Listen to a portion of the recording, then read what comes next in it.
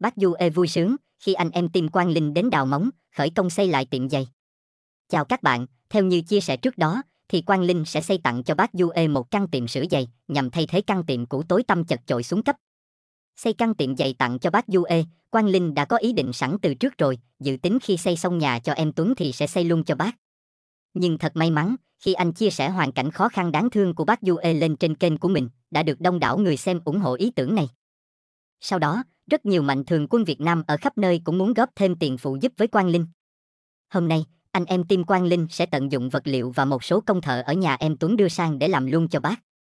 Số tiền mạnh thường quân gửi về theo Quang Linh chia sẻ, thì đủ xây cho bác một căn tiệm rộng rãi, tường xây bằng gạch bê tông block, mái sẽ được lập tôn. Quang Linh sẽ mua tặng cho bác thêm những dụng cụ sửa chữa giày chuyên dụng mới, để dễ dàng với công việc của bác hơn. Được biết, căn tiệm sửa giày của bác được làm năm 2013. Bây giờ mưa đã xói mòn hết tường đất rồi. Thời xưa, người dân ở đây chỉ toàn xây nhà bằng đất như thế này thôi, phải nói đất ở đây có độ sét và kết dính cao, dù chỉ ép khuôn không qua nung nấu nhưng mà nó vẫn giữ được độ cứng. Theo chia sẻ của bác Du Ê, thời tôi làm nhà gạch đắt lắm, không có mà mua đâu. Cũng phải thôi, bây giờ đất nước vẫn còn đang khó khăn, nghèo nàn lạc hậu, mọi thứ đều thiếu thốn, thì 11 năm về trước, sẽ khó khăn gấp nhiều lần hiện nay. Bác Du Ê là người kém may mắn, khi bị khuyết tật đôi chân. Nhưng ông trời không lấy đi của ai tất cả, bù lại, bác có một đôi tay rất khéo léo và một tấm lòng lương thiện nhân hậu. Bác có cái nghề chân chính để nuôi bản thân và gia đình, đó là nghề sửa giày. Tuy ngày kiếm không được bao nhiêu, nhưng cũng có đồng ra đồng vào mua thức ăn cho cả gia đình. Đặc biệt, tuy bác nghèo khổ, nhưng bác có tấm lòng vô cùng nhân hậu. Lúc trước, khi biết Quang Linh đang tìm mua đất xây nhà tặng cho em Tuấn, bác không cần suy nghĩ, mà tặng cho luôn mảnh đất bác đang trồng bắp ở phía mặt tiền đường cho Quang Linh. Vì trước kia, bác cũng đã nhận được rất nhiều sự giúp đỡ từ Quang Dũng và Quang Linh, nên bây giờ bác muốn giúp lại người khác khó khăn hơn mình. Cảm kích trước tấm chân tình của bác, Quang Linh sẽ nhận tấm lòng của bác, nhưng đất thì anh sẽ mua, Quang Linh cho người ta không hết, thì nỡ nào lợi dụng lòng tốt của bác. Mà bác còn là người khuyết tật nữa. Chính vì vậy, Quang Linh đã mua ngay với giá cao hơn ngoài thị trường, và còn tặng thêm cho bác một ít để bồi dưỡng, mặc dù bác cũng có ý từ chối nhận tiền, nhưng Quang Linh đã giải thích cặn kẽ, cuối cùng bác vui vẻ nhận và cảm ơn Quang Linh nhiều. Người ta thường nói, có đức mặc sức mà ăn, cho đi thì sẽ được nhận lại, giúp người cũng chính là giúp mình, cho nên, chúng ta cứ sống tốt, luôn giúp đỡ yêu thương mọi người, thì mọi điều tốt đẹp sẽ đến với chúng ta một cách bất ngờ. Hôm nay, anh Quý cùng một số anh em trang trại xuống thông báo với bác là khởi công đào móng luôn. Nhận được tin báo từ anh Quý, bác vui lắm. Mặc dù đôi chân bị khiếm khuyết, nhưng bác vẫn nhún nhảy uyển chuyển, thể hiện sự vui mừng tột độ. Ban đầu, bác Du Ê muốn xây căn tiệm ở phía trên sát bên cái tiệm cũ, nhưng nếu xây như vậy thì sẽ mất thẩm mỹ, do căn tiệm cũ ở bên cạnh che khuất tầm nhìn. Nếu như xây căn tiệm ở trên kia như bác Du Ê đề nghị, thì bắt buộc phải đập bỏ đi căn tiệm cũ kia đi, để căn tiệm mới nhìn sáng sủa sạch đẹp hơn. Nhưng bác Du Ê thì lại muốn để lại căn tiệm cũ, như là một kỷ niệm của một thời khó khăn. Vì vậy, anh Quý đã bàn bạc với bác sẽ xây căn tiệm ở mảnh đất phía trước mặt tiền đường lớn. Còn căn tiệm cũ sẽ được giữ lại theo yêu cầu của bác, và nó sẽ dùng vào mục đích nấu ăn nhà bếp. Theo anh Quý chia sẻ, thì việc làm căn tiệm giày phía trước mặt tiền đường này có rất nhiều điểm lợi. Thứ nhất, nếu khách đi ngang qua có thể nhìn thấy ngay căn tiệm giày. Thứ hai, căn tiệm của bác khi nhìn xéo qua sẽ đối diện nhà em Tuấn, mà nhà em Tuấn xây to đẹp, có quán tạp hóa, còn chỗ bác là một căn tiệm giày khang trang sạch đẹp, tất cả hàng quán quy tụ lại một chỗ thì rất vui. Thứ ba, nếu xây căn tiệm ở đây, thì sẽ tận dụng được bóng cây xoài to bên cạnh làm bóng mát cho sân, khách có thể để xe, hay ngồi chơi dưới gốc xoài trong khi chờ đợi bác sửa giày, như thế thì rất tuyệt. Tổng hòa tất cả các yếu tố trên, thì xây căn tiệm ở đây sẽ hứa hẹn là một căn tiệm đẹp nhất vùng.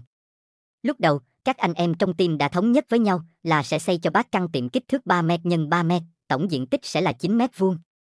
Nhưng khi căng dây rắc vôi để chuẩn bị đào móng, thì anh Quý quan sát thấy diện tích như thế này nó hơi bé, nếu một căn tiệm giày sẽ có rất nhiều vật dụng đồ nghề, giày dép cất để, nên như thế thì hơi chật. Suy đi nghĩ lại một hồi, thì anh Quý quyết định lần làm lần khó, anh bàn bạc thêm với bác Du Ê và hỏi ý kiến mọi người. Cuối cùng, anh đi đến quyết định mở rộng chiều ngang mặt tiền ra rộng thêm 1 mét, còn chiều sâu vẫn giữ nguyên 3 mét, tổng là 12m², như thế sẽ rộng và thoải mái hơn, và bác Du Ê di chuyển cũng dễ dàng hơn. Rút kinh nghiệm từ việc xây nhà cho em Tuấn trước kia, là khi xây nhà đã không xin giấy phép xây dựng của huyện, nên anh em liên tiếp bị làm khó dễ. Lần này, anh Quý có hỏi qua ý kiến của bác Du Ê, rằng mình xây như thế này có cần lên huyện xin giấy phép xây dựng không bác ạ? Bác mỉm cười trả lời, không cần đâu cháu ạ.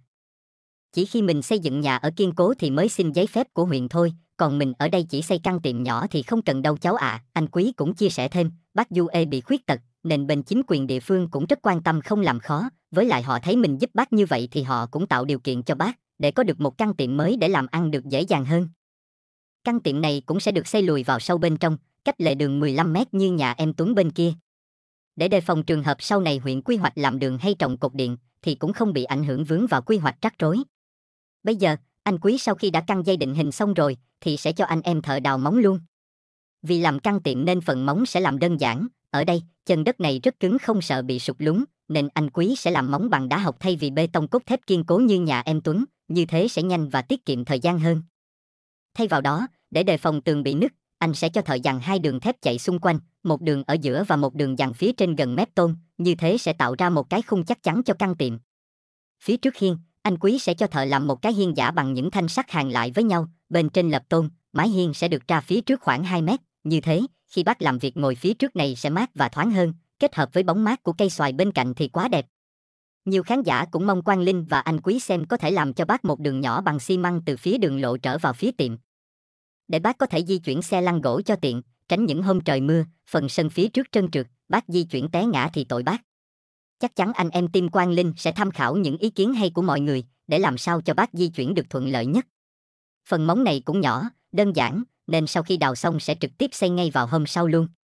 Anh Quý chia sẻ, mình sẽ tận dụng thợ xây thợ phụ và vật liệu xây dựng bên nhà em Tuấn, rồi di chuyển qua đây làm luôn cho tiện, đỡ mất thời gian, chứ mà mình kêu xe chở vật liệu đổ ở đây thì sẽ tốn công trông coi. Mà bảo quản cũng khó. Có một điều đặc biệt thú vị ở đây, người dân không biết cách dùng xẻng để đào đất, cho dù đào móng trụ hay móng giằng, thì họ đều dùng cuốc để đào, rất mất thời gian mà không được thẩm mỹ hiệu quả. Anh Quý thấy họ dùng cuốc đào như vậy, liền xoắn tay áo cầm xẻng xuống làm mẫu dạy họ cách làm việc. Nhìn những công nhân mới đầu học cách cầm xẻng đào móng tuy hơi lóng ngóng, vụng về nhưng cũng mừng cho họ, vì nhờ vậy họ đã tiếp thu thêm được một kiến thức mới, để làm việc hiệu quả hơn. Rất khâm phục sự nhiệt tình, tâm huyết của anh em team Quang Linh, không chỉ dạy người dân cách trồng trọt chăn nuôi, mà còn dạy họ rất nhiều điều nhỏ nhặt nhất trong cuộc sống, làm việc một cách thông minh sáng tạo sao cho hiệu quả nhất. Trong team Quang Linh, mỗi người có một thế mạnh, sở trường riêng. Nhưng mình thấy anh Quý rất giỏi, giải quyết những công việc như thế này rất nhanh và gọn.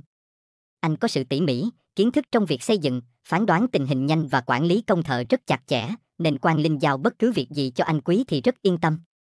Các khán giả xem kênh ai nấy cũng đều mừng cho bác Due sắp có căn tiệm mới, họ đã để lại nhiều bình luận rất hay, ý nghĩa, ai cũng mừng vui khi nhìn thấy bác Due sắp có một căn tiệm mới, phải công nhận giúp bác Due này xứng đáng ghê. Bác ấy siêng năng lại lương thiện, miếng đất cũng muốn cho Quang Linh, khi bán cũng trích ra mua quà cho mọi người xung quanh, cảm ơn Mạnh Thường Quân và anh em team Quang Linh đã giúp đỡ bác. Chúc mừng bác Due, một người rất giỏi và có lòng nhân ái, có một nơi làm việc khang trang, chúc bác luôn đắt hàng và thật nhiều sức khỏe, và khán giả cũng đã gửi hàng ngàn lời chúc mừng khác dành cho bác. Hôm nay, bác vui lắm, thấy mọi người cầm cuốc xớt cỏ dọn dẹp để đào móng, thì bác cũng vội vào nhà lấy một cái cuốc nhỏ ra phụ với dọn với mọi người. Nhìn bác cuốc từng nhát cuốc thật khó khăn, nhưng vẫn cố gắng phụ với anh em thấy thương làm sao. Hy vọng, với căn tiệm mới này, bác sẽ nhận được nhiều đơn hàng hơn, kiếm được nhiều tiền và được nhiều người biết đến hơn. Mong rằng việc may giày thủ công truyền thống này sẽ được bảo tồn và phát huy hơn nữa trong tương lai. Cảm ơn tất cả các tấm lòng người Việt thân yêu của chúng ta đã giúp đỡ bác một cách vô tư trong sáng, không phân biệt màu da sắc tộc, giúp đỡ người khác bằng cả tấm chân tình của mình. Vì vậy, người Việt Nam chúng ta luôn luôn được bạn bè trên thế giới tin yêu và mến phục. Cảm ơn tất cả các bạn đã dành thời gian xem hết video. Nếu thấy video này hay, vui lòng cho mình xin một like và nút đăng ký kênh nhé. Cảm ơn các bạn nhiều. Chào tạm biệt và hẹn gặp lại.